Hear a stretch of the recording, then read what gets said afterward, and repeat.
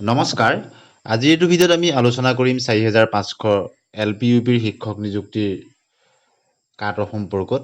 বহুজনে কমেণ্ট ছেকশ্যনত এই সম্পৰ্কত ভিডিঅ' প্ৰস্তুত কৰিবৰ কাৰণে তেওঁলোকে ৰিকুৱেষ্ট কৰি আছিল আৰু আপোনালোকৰ ৰিকুৱেষ্টৰ প্ৰতি আমি লক্ষ্য ৰাখি কিছু তথ্য আপোনালোকক আগবঢ়াব বিচাৰিছোঁ।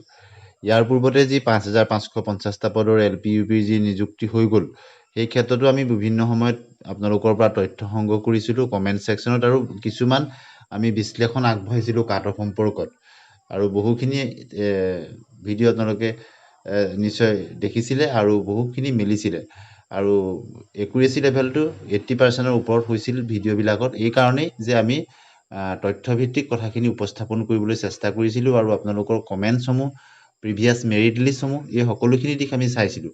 গতিকে ৪৫০০ যিহেতু ডকুমেণ্ট ভেৰিফিকেশ্যনৰ কাৰণে নটিফিকেশ্যন ওলাইছে, এতিয়া প্ৰাৰ্থীসকলৰ মনত উৎসুকতা জন্মাটো এটা স্বাভাৱিক কথা যে কিমান হ'ব পাৰে কাট অফ। কিন্তু তাৰ আগতে বহুখিনি কথা আছে। আমি ৫৫৫০টা পদৰ ফাইনেল মেৰিট লিষ্টৰ যিখিনি কাট অফ আৰু কেটেগৰী ৱাইজ বিশ্লেষণ সেইখিনিও আমি চাব লাগিব। লগতে আপোনালোকৰ যিখিনি এপ্লাইড কেণ্ডিডেটছ তেওঁলোকৰ মাৰ্কছখিনি আমাৰ প্ৰয়োজন হ'ব। গতিকে প্ৰথমে আপোনালোকক এটা ৰিকুৱেষ্ট কৰিছোঁ যে আপোনালোকে টেটৰ যিখন মাৰ্কশ্বিটেৰে LP বা UPত আবেদন কৰিছে ৪৫০০ত, তাত আপুনি আপোনাৰ নম্বৰ কিমান নতুন পদ্ধতি মতে, আপোনাৰ কেটেগৰী কি আপুনি নিশ্চয় জনাব। তাৰপিছতহে আমি পূৰ্ণাংগ আকাৰত কাট অফৰ বিশ্লেষণ আগবঢ়াবলৈ সুবিধাজনক হ'ব। গতিকে প্ৰথম ৰিকুৱেষ্টটো সেইটো আপোনালোকলৈ থাকিল। আৰু এতিয়া কথাটো হ'ল যে ৪৫০০ LP/UPৰ যি ভেকেঞ্চি, সেই ভেকেঞ্চিৰ ক্ষেত্ৰত এটা কথা যোগাত্মক যে অভাৰলেপিঙৰ সমস্যাটো হোৱাৰ সম্ভাৱনা নাই। ৫৫৫০টা পদৰ ক্ষেত্ৰতো অভাৰলেপিং নহ'ল। তথাপিতো কাট অফ যিমান কমিব বুলি ভবা হৈছিলে সিমান নকমিল। এতিয়া ৫৫০০ পদৰ ক্ষেত্ৰতো আপোনালোকে নিশ্চয় দেখিলে যে সম্পূৰ্ণ ৫৫০০ নিযুক্তি নহ'ল, কিছু পোষ্ট থাকি গ'ল। সেইখিনিত চৰকাৰৰ বহুখিনি কথা থাকে, যিহেতু আৰু বিভিন্ন ধৰণৰ কেছ মোকৰ্দমাবিলাকো থাকে। গতিকে বহুখিনি কথা থাকে। যিমানখিনি পোষ্ট তেওঁলোকে ফিল আপ কৰিব পাৰিছে মেক্সিমাম সিমানখিনি পোষ্ট ফিল আপ কৰি দিছে আৰু কেটেগৰী অনুযায়ী কিছুমান প্ৰাৰ্থীৰ সংখ্যাৰো কথা থাকে। গতিকে ৪৫০০ যদিও পোষ্টৰ আছে, কিমানখিনি পোষ্ট ফিল আপ হ'ব নে ৪৫০০ সম্পূৰ্ণখিনি হ'ব সেইখিনি কিন্তু ফাইনেল মেৰিট লিষ্টৰ পিছতহে গম পোৱা যাব। গতিকে ৪৫০০ৰ ক্ষেত্ৰত এটা কথা আপোনালোকে নিশ্চয় দেখিছে, ৫৫০০তকৈ কিছু ডিফাৰেঞ্চ আছে যে ৫৫০০ত কোনোবা এখন জিলাত LPৰ ক্ষেত্ৰত কোনোবা এটা কেটেগৰীত 200, 180, 200 প্লাছতো কেইবাখনো জিলা আছিলে, 100 প্লাছত কেইবাখনো আছিলে। কিন্তু ইয়াত যদি দেখে আপোনালোকে তেনেধৰণে নেদেখিব, মানে পোষ্টৰ সংখ্যাবিলাক কমে, কি LPৰ ক্ষেত্ৰত কি আপাৰ প্ৰাইমেৰীৰ ক্ষেত্ৰত। গতিকে কাট অফটো ৫৫৫০টা পদতকৈ কমিব বুলি যদি আপোনালোকে ভাবি আছে, সেইটো কিন্তু একেবাৰে ভুল কথা। আৰু যিহেতু বহুতেই ভাবিছে যে GT/PGTত ভাল নম্বৰ থকাখিনি গুচি গ'ল, LP/UPৰ ৫৫০০ত পৰাও তেওঁলোকে উইথড্ৰ কৰিলে আৰু ৪৫০০তো তেওঁলোকৰ নাম নাহিব আৰু গতিকে কাট অফটো বহুত কমি যাব বুলি ভাবি আছে। কিন্তু তেনেধৰণৰ নহয়, কিয়নো আপোনালোকে জানে যে কেইটামান দিনৰ কাৰণে চিটেটৰ প্ৰাৰ্থীসকলে আবেদন কৰিব পৰা নাছিল ৫৫৫০টা পদত, আৰু সেই সকলোখিনি চিটেটৰ প্ৰাৰ্থীয়ে ৪৫০০ত আবেদন কৰিছিলে। গতিকে ৪৫০০ত 2-3টা চিটেটৰ প্ৰাৰ্থী আছে। ইয়াৰ উপৰিও আগৰ আছাম টেটৰ বঞ্চিত প্ৰাৰ্থীসকল আছে, যিসকলে এতিয়ালৈকে পোৱা নাই। আছাম টেট 2019ৰ বা তাৰ আগৰো প্ৰাৰ্থী কিছুমান আছে। গতিকে কম নম্বৰ থকা প্ৰাৰ্থীসকল যথেষ্ট চিন্তাত থকাটো স্বাভাৱিক। গতিকে আমি আপোনালোকলৈ এটা অনুৰোধ জনাইছোঁ, আপোনালোকৰ নম্বৰখিনি জনাব। আৰু যদি আমি চাওঁ ছেফ জোন হিচাপত যদি দেখা পোৱা যায় যে এইবাৰ ৫৫৫০টা পদত আপোনালোকে যি দেখিছিলে যে জেনেৰেল কাষ্টৰ ক্ষেত্ৰত 60+খিনিত প্ৰায় ছেফ জোনত আছিলে 62। গতিকে এইবাৰ তাতকৈ আপোনালোকে ±2 মান ধৰি ল'ব। গতিকে 2 যোগ বিয়োগ হ'ব পাৰে, বিয়োগটো হোৱাৰ সম্ভাৱনা কম আছে। গতিকে LPৰ ক্ষেত্ৰত আনৰিজাৰ্ভ কেটেগৰী কিন্তু 63 পৰা 65 এটা মানে সুৰক্ষিত জন হ'ব পাৰে। কিন্তু আমি পূৰ্ণাংগ বিশ্লেষণ এই কাৰণেই আপোনালোকক আগত আগবঢ়াবলৈ এতিয়া সমৰ্থ নহয় যে যিহেতু আপোনালোকৰ তথ্যখিনি সিমান আমি পোৱা নাই ৪৫০০ৰ। যদিও বা আগৰ ভিডিঅ'সমূহত দিছিলে সকলো মিক্স আপ হৈ আছিলে। গতিকে এতিয়া যিসকল ৫৫০০ত নাপালে ৪৫০০ত আবেদন কৰিছে তেওঁলোকৰ তথ্যখিনি আমাৰ প্ৰয়োজন। তথাপিতো আমি ৫৫৫০টা পদৰ ফাইনেল মেৰিট লিষ্টখন চাই আপোনালোকক ক'ব বিচাৰিছোঁ যে যিসকলৰ নম্বৰ আনৰিজাৰ্ভ কেটেগৰী প্ৰাৰ্থী LPৰ ক্ষেত্ৰত তেওঁলোকৰ 63 পৰা 65ৰ ভিতৰত আছে বা তাতকৈ ওপৰত আছে, তেওঁলোকে নিজকে কিছু গ্ৰীণ জোনত আছে বুলি ধৰিব পাৰে।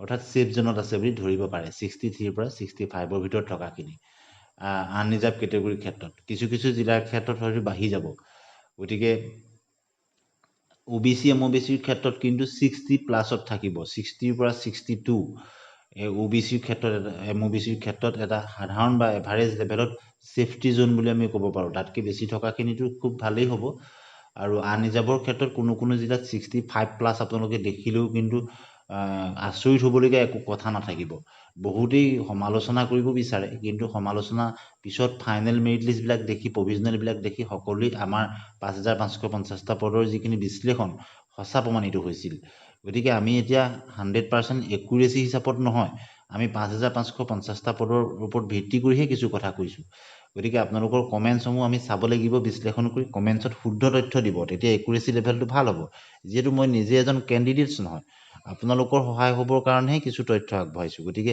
তথ্যভিখিনি শুদ্ধ তথ্য আগবঢ়াব আপোনালোকে কোন জিলাত আবেদন কৰিছে সেইখিনি দিব গতিকে তেতিয়া এটা শুদ্ধ বিশ্লেষণ দিবলৈ সক্ষম হ'ব আমি বিভিন্ন পোলৰ যোগেদিও ল'বলৈ চেষ্টা কৰিম বিভিন্ন ধৰণৰ গ্ৰুপছবিলাকতো আমি নম্বৰবিলাক দেখিছোঁ যথেষ্ট ভাল নম্বৰ থকা প্ৰাৰ্থী আছে গতিকে যদি LPৰ ক্ষেত্ৰত আমি চাওঁ আনৰিজাৰ্ভ কেটেগৰীৰ ক্ষেত্ৰত 63 পৰা 65 বা তাতকৈ ওপৰত থকাখিনি এটা সেফ জোনত আছে বুলি ধৰিব পাৰে কিন্তু ফাৰ্ষ্ট প্ৰভিজনেল মেৰিট লিষ্টখন প্ৰকাশ পালেই আপোনালোকে গম পাব ডকুমেণ্ট ভেৰিফিকেশ্যন হৈ যাবলৈ দিয়ক তাৰপিছতে গম পাব তাতকৈ তললৈ অহাৰ কিন্তু সম্ভাৱনা বহুত কম হয়তো মই কোৱাতকৈ কিছু বেছিহে হ'ব পাৰে ঠিক একেদৰে OBC MOBCৰ ক্ষেত্ৰত 60 প্লাছত 61ৰ পৰা 63 ভিতৰত প্ৰায়বিলাক জিলাত দেখা পাব আপোনালোকে গতিকে 60 প্লাছত থাকিব OBC MOBCৰ ক্ষেত্ৰত 60 পৰা 63 ভিতৰত থকাৰ সম্ভাৱনা আছে গতিকে আপোনালোকৰ মাৰ্কছবিলাক চালে দেখা পোৱা যাব পৰৱৰ্তী সময়ত তাত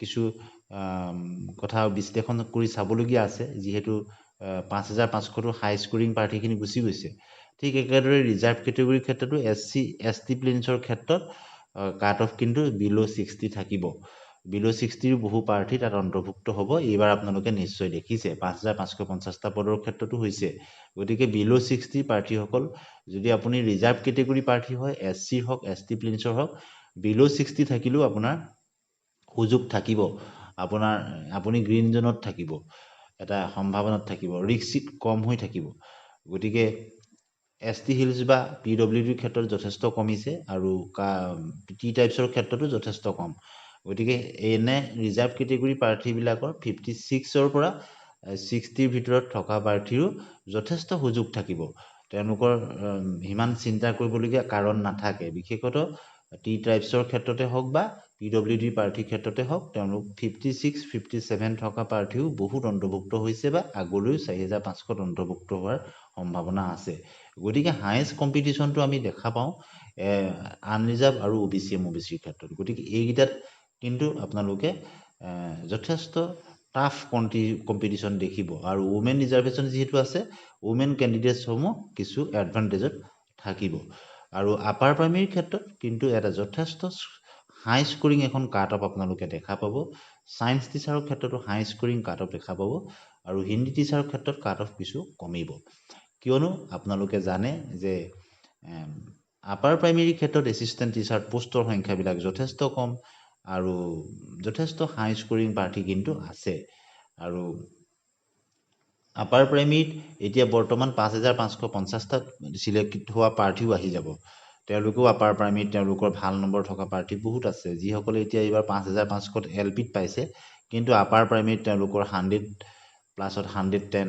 120 পোৱা প্ৰাৰ্থীও বহুত আছে গতিকে তেওঁলোকো আপাৰ প্ৰাইমেৰী কম্পিটিশ্যনত আহি যাব গতিকে আনৰিজাৰ্ভ কেটেগৰীৰ ক্ষেত্ৰত আপোনালোকে 65 প্লাছত যে দেখা পাব একেবাৰে আশাই নকৰিব 65ৰ ওপৰত থাকিব বুলি আমি ভাবোঁ যে 65ৰ প্লাছতে থাকিব এছিষ্টেণ্ট টিচাৰৰ আনৰিজাৰ্ভ কেটেগৰীৰ ক্ষেত্ৰত কিয়নো টাফ কম্পিটিশ্যন হ'ব একদম পইণ্টতে বহুত প্ৰাৰ্থী থাকে আৰু OBC MOBCৰ ক্ষেত্ৰত 65ৰ আশে পাশে থাকিব অৰ্থাৎ আনৰিজাৰ্ভৰ ক্ষেত্ৰত 67 68 এনেকুৱা পৰ্যন্ত যাব পাৰে হয়তো 66 এনেকুৱা ধৰণৰ হ'ব পাৰে আৰু OBC MOBCৰ ক্ষেত্ৰত 65, 64.5 এনেধৰণৰ প্ৰাৰ্থীৰ কিছু গ্ৰীণ জোনত থকাৰ সম্ভাৱনা আছে। ওমেন ৰিজাৰ্ভৰ কেণ্ডিডেটখিনিও 64+ থকাখিনি যথেষ্ট স্কোপ থাকিব জিলা ভিত্তিক।